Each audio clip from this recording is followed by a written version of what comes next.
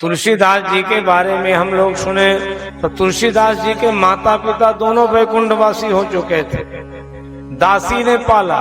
तुलसीदास जी महाराज स्नान करते, एक लोटा जल पीपल में चढ़ाते। कई वर्ष बीत गया, उसी पीपल से प्रेत प्रकट हुआ। बोले किस लिए स्नान करा रहे थे?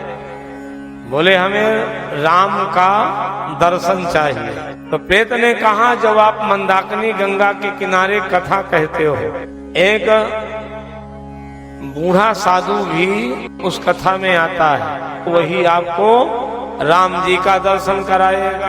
अब तुलसीदास जी प्रेत की बात मान लिए। पूरी कथा चलती रही और तुलसीदास जी मगन हो गए। सब चले गए, जितने श्रोता थे सब चले गए, केवल एक बूढ़े बाबा बचे।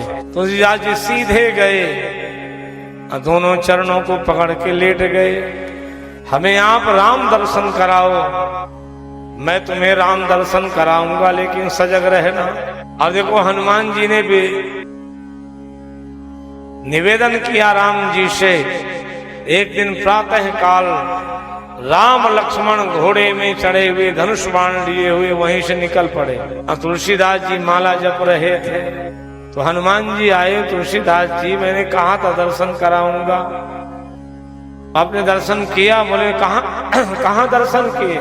जो घोड़े में चढ़े हुए राजकुमार गए हैं वही राम है, वही लक्ष्मण है, वही दोनों महापुरुष हैं, आपने दर्शन क्यों नहीं किया?